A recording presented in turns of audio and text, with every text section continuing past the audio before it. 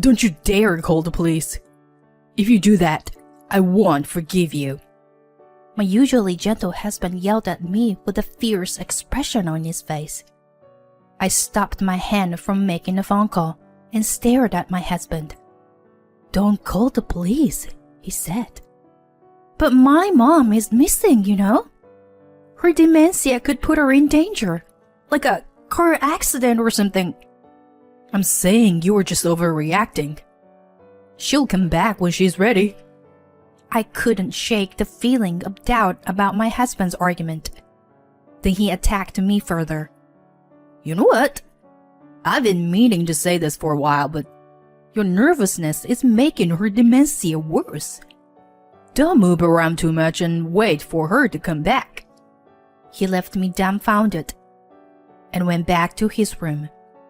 Does he really care about my mother's safety? I felt betrayed by someone who was important to me and was in shock. I have to go look for her now. I pushed aside my sadness and started searching for places where my mother might be. This wasn't the first time my mother disappeared. It started a few months ago. What? My mother? Okay, I'll come right away. The call from the police was just like a bolt from the blue. They had found my mother under the overpass. I grabbed only my cell phone and wallet and hurried to the location they had given me. When I arrived, a young police officer was standing by my mother's side. He bowed slightly and he noticed me approaching. My mother had a vacant expression, but there was a gentle smile on her face. That somehow made me uneasy. Thank you for your help. I really appreciate it. Mom, come on, let's go home. Lisa? What's wrong? My mother seemed to have only just noticed my presence. I realized it would be best not to take her home, so I took her to the hospital instead. The diagnosis was dementia. I thought I was prepared, but when the doctor told me, I felt like I had been plunged into a deep, dark hole. I hesitated about whether to tell my mother, but I knew it would affect her daily life, whether she knew or not. So I gathered my courage and told her. She seemed to resign herself to the news and just said, I see. Although her symptoms has just begun, I decided to send her back to her home for now, since they were not so severe. When I returned to my family home for the first time in a while, I was shocked to see so many shopping bags. Mom, why do you have so many shopping bags? Well, you see, I've been forgetting things a lot lately. My mother said in a serious tone and began to tell me about what had happened recently. It seems that she has been buying seasonings and stationery repeatedly and has also become forgetful about small things, such as forgetting to lock the front door or flush the toilet. However, she couldn't bring herself to tell anyone because she thought they would worry. When I heard about it, I almost cried. If only I could create a more comfortable atmosphere for her to talk to me. I regretted it, but I couldn't turn back time. All I can do now is to do what I can. After returning home, I reported what happened today to my husband, Bo. That's why I want to live with my mother. Bo replied without even looking at me, watching TV. Well, that's just impossible, isn't it? Well, you don't have to say it like that. When I raised my voice, he sighed as if it was troublesome. We don't have money, and we can't take care of her in such a condition. She may be your parent, but she is a stranger to me. I don't want my hard-earned house to be filled with filth, you know? Although I wanted to argue with my husband's terrible attitude, I held back. If I fought with him now, it would really make it difficult for me to take care of my mother. My husband continued to bombard me with words, knowing or unknowingly about my feelings. When my parents were sick, I didn't cause you any trouble, did I? That's why this conversation is over. When his parents fell ill, his siblings worked hard to take care of them. However, I remember how Bo behaved shamelessly during the funeral, as if he had done all the hard work himself. Thinking that I couldn't rely on my husband any further, I decided to go to my parents' house and take care of my mother myself. From that day on, I started a busy life of household chores, part-time work, and caregiving. I consulted with the local government and managed to find some service that could be used within the scope of my mother's pension. However, there were limits to what they could provide, and I began to feel physically and mentally exhausted. No matter how hard I tried, my mother's dementia continued to progress. There were days when she didn't even recognize me and just verbally abused me. It was heartbreaking to see my once gentle mother change like this. And on such days, I cried while taking care of her. Eventually, I had no choice but to quit my part-time job. On the night I quit, I tried to discuss the idea of putting my mother in a care facility with my husband, but he dismissed it. She's your parents, so you should take responsibility for her. And figure out the money too. I wonder why I was with someone like him. But it was true that without his income, it would be difficult for me to live on my own. Now that I had quit my job, I was even more dependent on his money. Although we have some savings, I couldn't use them recklessly, as I had to consider the future. Feeling like there was nowhere to run, I felt suffocated. And then, one day, Mom? Where are you? Mom! When the caretaker had her day off, my mother disappeared somewhere. As I searched desperately, the neighbors who heard my voice helped me. Eventually, the police came, apparently because the neighbors called them. Thank you all so much. I'm sorry. While I was searching frantically, I suddenly thought of something. Come to think of it, I haven't checked the park that Dad loved so much yet. Before he passed away, he used to take walks there with my mother. The park was on their usual walking route, on the outskirts of town. I went to the park with a glimmer of hope. Mom! Oh, Lisa? My mother looked at me with a nonchalant expression. I hugged my mother while crying. The mother I hugged felt much smaller, which made me cry even more. After thanking the people who helped me search for my mother, I returned her to her house. My mother seemed tired and fell asleep right away. When I returned home exhausted, my husband was lying on the sofa. Without trying to hide his irritation, he clicked his tongue at me. I heard she was at the park this time. You made a big fuss. You should have looked for her properly before calling the police. If you knew, you could have helped me, couldn't you? Huh? I'm tired from work. I'm different from you, who have nothing to do every day.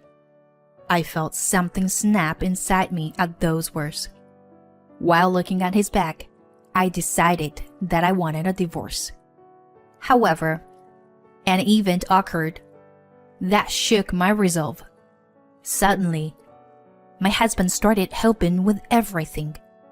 He would take the initiative to drive and buy bulky items like diapers and water.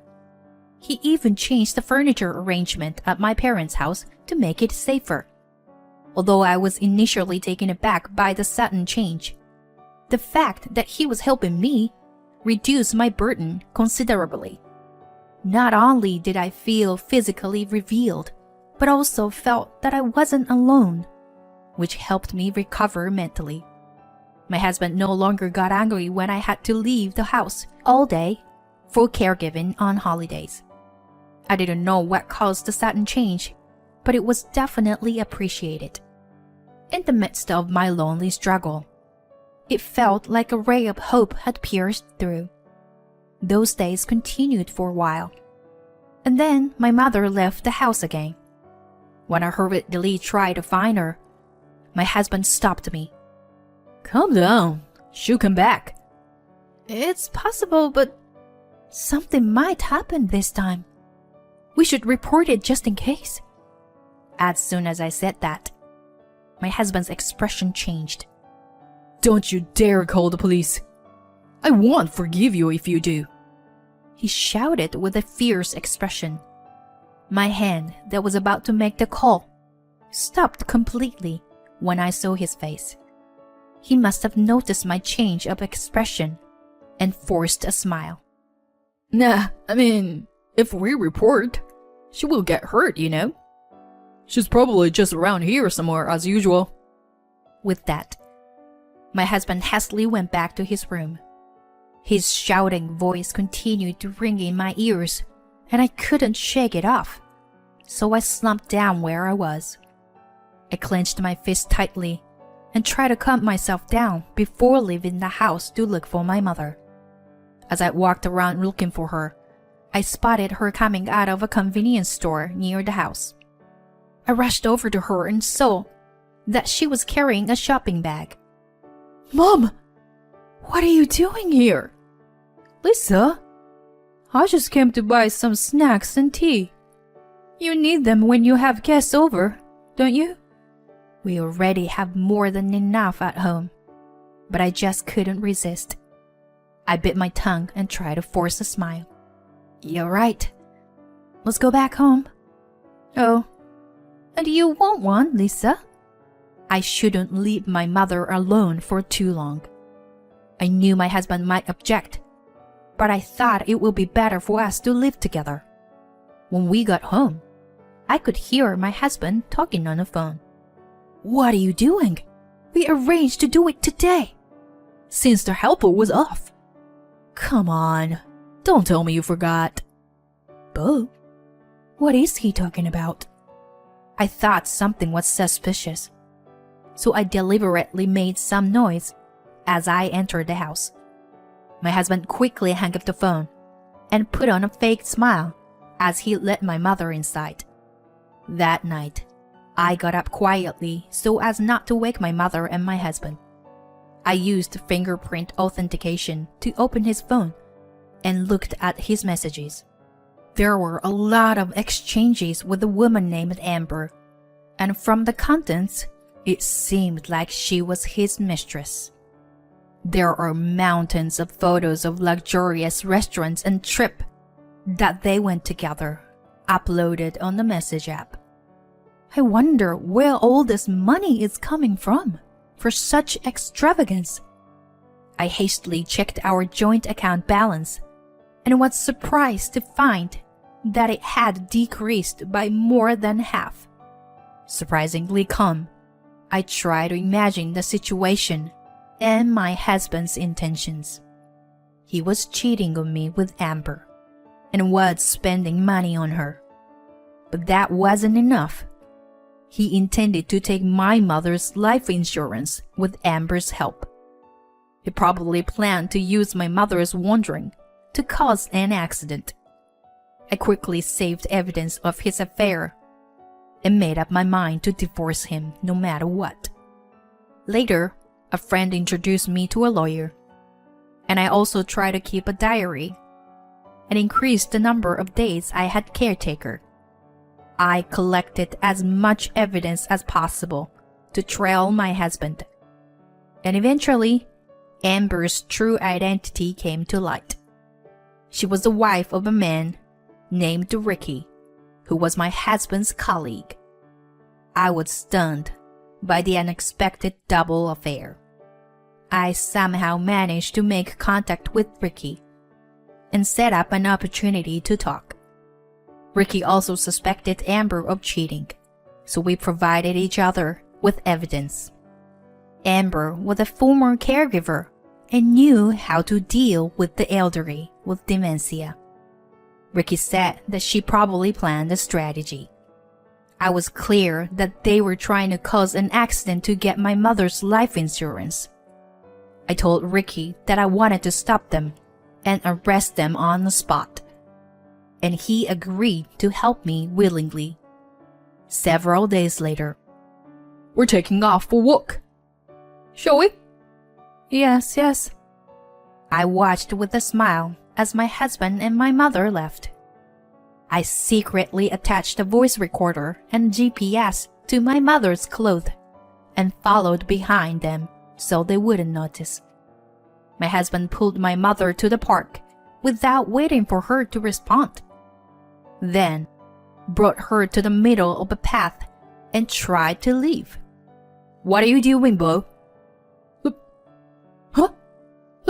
Lisa, Where are you planning on going? Leaving my mom. No, it's not like that. This is... At that moment, another couple appeared, essential to the plan. Ricky grabbed Amber's arm and stood her in front of my husband. He threw her bag on the ground, and the bottle of sleeping pills spilled out. My husband realized there was no turning back and kneeled on the ground. We weren't planning on causing any harm. We just wanted to put her to sleep and leave her somewhere far away. What? That's already harmful. What are you thinking? It seems that they were planning to abandon her in an unfamiliar place, hoping that she would get into an accident so that they could receive the insurance money. He believed that he could then live happily ever after with Amber on the run. Ricky and I were both disgusted and immediately told them we wanted a divorce. Although they couldn't be charged with actually kidnapping or harm, we wanted to end our marriage with these people as soon as possible. My mother stood there, looking like she couldn't understand anything that had just happened. I took her hand and left the scene. A few years later, Ricky came to visit me. Thank you for coming. I appreciate it. It's the least I can do. In the photo displayed on the altar, my mother was beaming with a smile. Thanks to the voice recorder I had on my mother's clothes, we had the evidence we needed to claim compensation. Around the same time, Ricky changed his job and became an influential employee at a large corporation in the industry. As a result, my ex-husband's bad reputation spread throughout the industry, and he could not find work in the same field. It seems that once he became unemployed, his relationship with Amber became strained. After all, she was only interested in his money. As the progression of dementia advanced, my mother peacefully passed away 3 years after I started taking care of her. In her final years, she was unable to recognize me. However, she said, "Thank you, Lisa," before falling asleep for the last time. Despite all the hardships, I felt a profound sense of loneliness and emptiness after her passing. I served Ricky some tea, and we chatted for a while before he asked me a question. What are you going to do now, Lisa? To be honest, I don't know. I've lost both my parents, got divorced, and ended up alone. But maybe this is a new beginning for me. I've gained freedom, even though I've lost a lot. Well, I'm thinking of traveling to the places where my parents have fond memories. That sounds like a great idea. As we talked, I felt like the photo of my parents on the table was smiling at us.